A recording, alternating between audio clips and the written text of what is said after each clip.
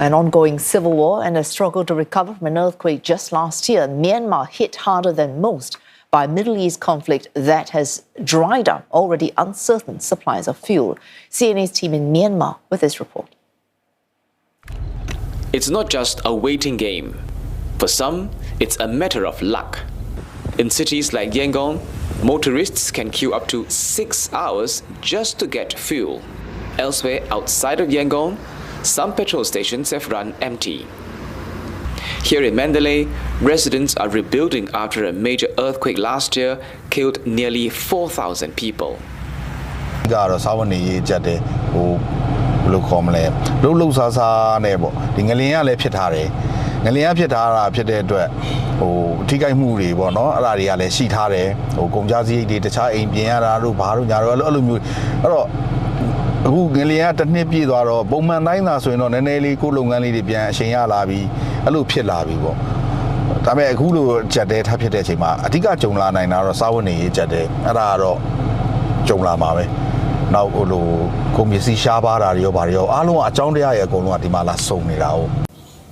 In the Delta region, Myanmar's rice bowl, farmers say fuel shortages are disrupting their harvest.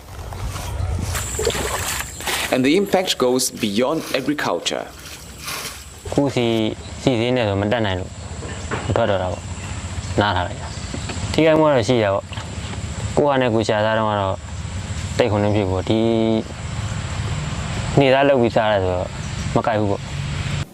Myanmar's leader Min Aung Hlaing has recently pledged support for the agricultural sector.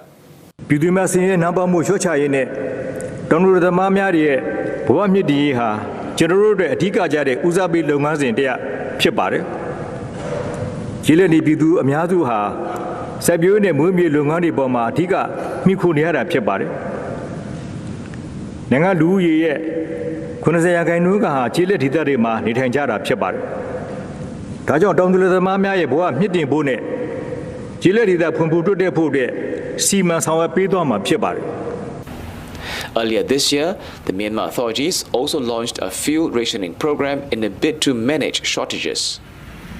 Motorists queue on alternate days depending on whether their license plates end in odd or even numbers. The authorities sought to assure the public, saying imports from Malaysia and Singapore have been secured and that existing supplies could last for more than a month. What's making it a little bit more difficult is we don't have a storage facility like Malaysia and Singapore, like in Burma. So we cannot buy a lot and just store it for a while. We have to rely from more like week to week coming in. Compounding the issue is a growing black market for fuel.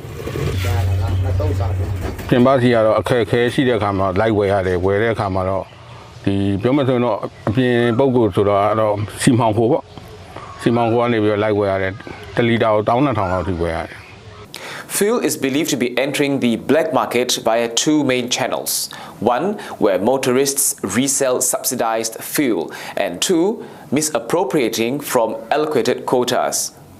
The fuel crisis is also shaping the ongoing Myanmar crisis, the clashes between Myanmar military and some ethnic armed groups. The military, they only require the jet fuel that is very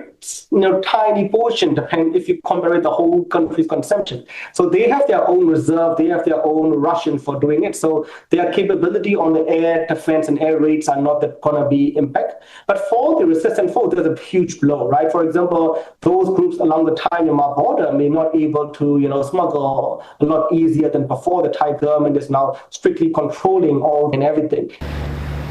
How this will play out remains uncertain. For now, at least one thing is clear.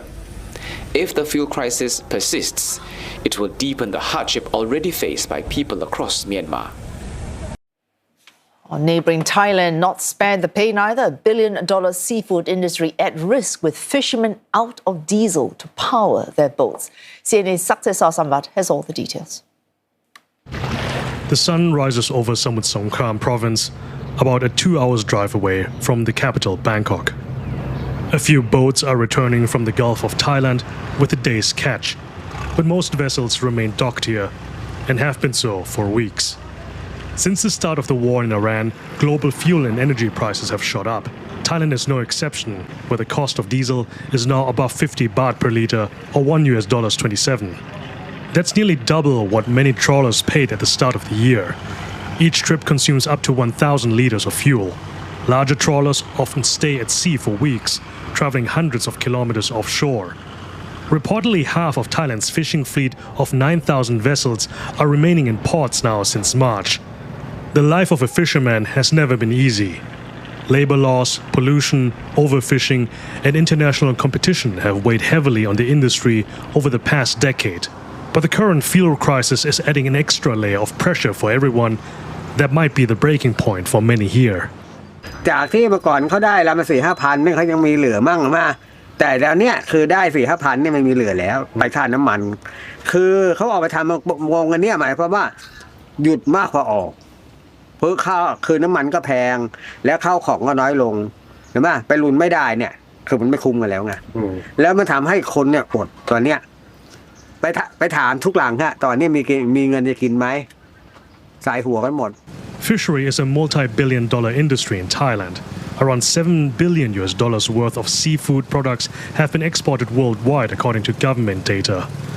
Rising fuel prices are hitting not just fishermen and boat owners, but the entire supply chain of businesses dependent on seafood. ปลาที่เราได้จากทะเลเราก็จะส่งเข้าโรงงานบางส่วนที่เอาไปทำปลาที่เป็นลูกชิ้นอะไรส่วนอีกบางส่วนก็คือให้แม่ค้าในตลาดถ้าเรือ1 ลำไม่ได้ออกหาปลาแสดงว่าแม่ค้าในตลาดจะไม่มีปลามาขายโรงงานก็จะไม่มีปลาไปทำในอุตสาหกรรมต่อเนื่องของปลาเอง In neighbouring Samut Sakhon province, we visit a local fish market. Today's catch: